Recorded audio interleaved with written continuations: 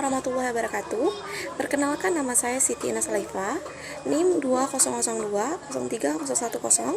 Saya berasal dari Prodi Akuntansi Unit 02 semester 3. Di video ini saya akan menjelaskan tentang materi ke-8, yaitu ROE, untuk memenuhi salah satu mata kuliah saya, analisis laporan keuangan. Untuk mempersingkat waktu, langsung saja. Pertama ada definisi dari ROE.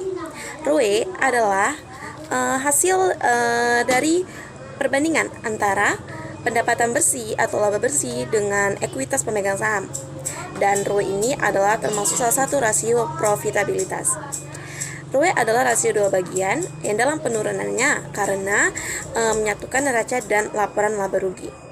ROE mengukur keuntungan yang dihasilkan untuk setiap rupiah dari ekuitas pemegang saham. Selanjutnya ada manfaat dari ROE. Pada umumnya kita mengetahui bahwa ROE itu bermanfaat bagi kita agar kita bisa mengetahui kinerja perusahaan dalam memaksimalkan modal dan untuk mengetahui kelayakan usaha, serta dapat memprediksi perkembangan perusahaan di masa depan, mengetahui kinerja manajemen operasional, dan yang terakhir mengetahui presentasi laba yang akan diterima. Faktor yang mempengaruhi ROE ada 5. Yang pertama, laba bersih atau net income. Yang kedua, ada ekuitas atau equity. Yang ketiga, ada pendapatan perusahaan. Yang keempat, ada privilege. Dan yang kelima, ada beban. Langsung saja kita akan masuk ke rumus ROE. Rumus ROE adalah hasil perbandingan dari laba bersih dan total ekuitas. ROE sama dengan laba bersih per total ekuitas. Ini adalah contoh perhitungannya, saya bacakan. Pada tahun 2016 lalu, ekuitas rata-rata para pemegang saham perusahaan PT Maju Jaya sebesar 589 juta dengan laba bersih sebesar 980 juta. Nah, laba bersihnya 980 juta, sedangkan ekuitasnya 589 juta. Nah, langsung saja kita bagi, hasilnya dapat 1,66. Soal nomor 2. Pada tahun 2018, PT Sukamakmur berhasil mendapat total omset sebesar 1 miliar. Sementara total pengeluarannya adalah 400 juta. Di tahun sebelumnya, PT Sukamakmur kena mendapat pendanaan 200 juta, sementara sisa modal awal pendirinya adalah 250 juta. Maka cara menghitung ROE PT Sukamakmur adalah, untuk laba bersih, maka kita akan mengurangi omset dengan pengeluaran. Omsetnya kan 1 miliar, kita kurang dengan 400 juta pengeluaran, maka laba bersih adalah 600 juta. Selanjutnya, untuk mencari ekuitas, kita tambahkan saja pendanaan ditambah dengan modal awal, jadinya 450 juta. Maka 600 juta dibagi 450 juta adalah 1,33. Di sini juga kita akan bahas bagaimana sih cara menggunakan informasi ROE. Nah, yang pertama kita harus bandingkan ROE perusahaan selama 5-10 tahun terakhir. Kenapa? Karena penggunaan 5-10 tahun terakhir itu akan mendapatkan hasil yang lebih signifikan. Walaupun dalam rentang 5 atau sampai 10 tahun itu tidak menjamin juga perusahaan akan terus tumbuh pada kecepatan tersebut. Namun paling tidak kita akan mengetahui grafik rata-rata perolehan perusahaan. Yang kedua, bandingkan angka ROE dari perusahaan-perusahaan dengan ukuran dan industri yang sama. Kemungkinan angka ROE yang rendah karena industri yang digeluti memiliki margin yang lebih rendah. Yang ketiga, properti dengan tingkat pertumbuhan cenderung yang tinggi, pertumbuhan tinggi, cenderung memiliki ROE tinggi. Kenapa? Karena mampu menghasilkan pendapatan tambahan tanpa perlu didanai pihak eksternal. Setelah itu kita akan membahas tentang kelebihan dan kelemahan ROE. Apa sih kelebihan dan kelemahan ROE? Yang pertama, kelebihannya. Rumusnya lebih sederhana. Hanya laba bersih dibanding dengan total ekuitas. Yang kedua, menggambarkan laba secara real. Dan yang ketiga, bisa dijadikan tolak ukur untuk evaluasi kinerja. Selain kelebihan, pastinya memiliki kekurangan. Apa saja kekurangannya? Yang pertama, berpotensi mengurangi motivasi perusahaan. Yang kedua, kurang mempertimbangkan depresiasi modal. Dan yang terakhir, terkadang tidak sesuai bagi perusahaan yang baru berdiri. Jadi kadang tidak cocok atau tidak sesuai dengan perusahaan yang baru mulai atau baru dibangun nih. Tuh. Lanjut, kita akan bahas tentang LPS atau laba per lembar saham. Apa sih lembar saham? Nah, lembar saham itu adalah sebuah satuan kepemilikan saham berdasarkan nilai modal dan porsi kepemilikan terhadap keseluruhan modal awal. Kemudian ada LPS nih, laba per saham. Adalah salah satu variabel terpenting untuk menentukan harga saham. EPS yang tinggi menunjukkan bahwa perusahaan lebih menguntungkan dan memiliki lebih banyak keuntungan untuk dibagikan kepada pemegang saham.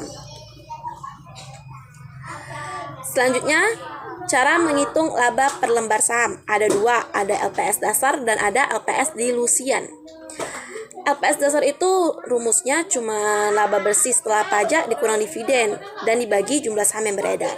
Sedangkan LPS dilusian ini panjang rumusnya, laba bersih dikurang dividen saham preferen tambah dividen saham preferen konversi. Nah, tadi kan saham preferen ini tambah yang udah dikonversi.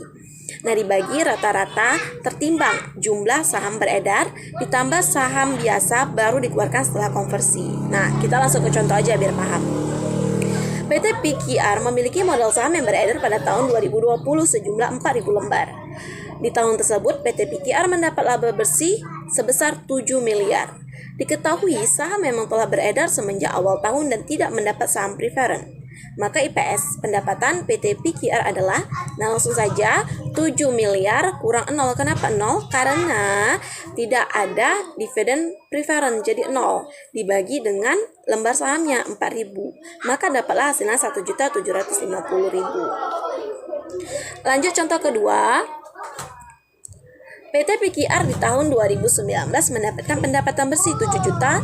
Diketahui PT PQR memilih 3 juta saham rata-rata tertimbang yang beredar di tahun 2018 dengan pajak yang dibayarkan senilai 40%. Selain itu, PT PQR juga mempunyai 1.000 saham preferen konversi yang membayar dividen 40.000 per satu lembar saham preferennya. Nah, untuk saham preferen itu sendiri dapat dijadikan saham biasa dengan dikonversi menjadi senilai 100 per lembar. Dalam perhitungan dilute EPS ini, maka kita harus mengetahui dahulu jumlah saham yang telah dikonversi tersebut. Jika ada 1.000 saham preferen, maka jumlah saham bisa dikonversikan seperti ini. Nah, 1.000 dikali dengan 100, maka hasilnya dapatlah 100.000. Nah, langsung kita masukkan rumus.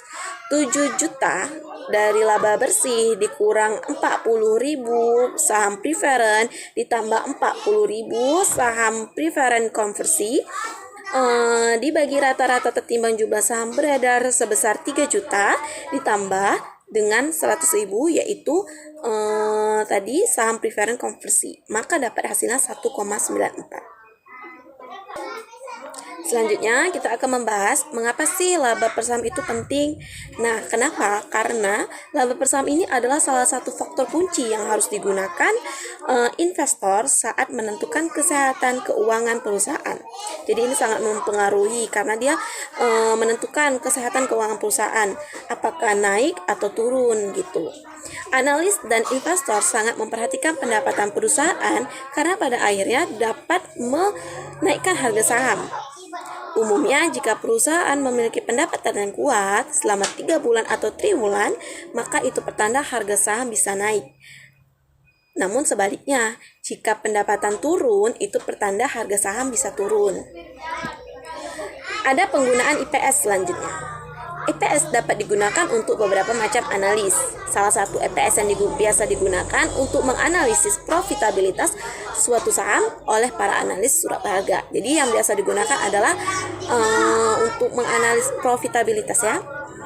Nah, IPS juga mudah dihubungkan dengan harga pasar suatu saham dan menghasilkan rasio per itu price earning ratio. Per adalah harga pasar suatu saham dibagi dengan EPS-nya. Nah, sekian saja dari video saya.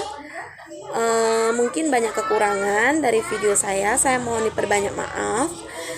Terima kasih atas perhatiannya, atas waktunya. Saya akhiri. Wassalamualaikum warahmatullahi wabarakatuh.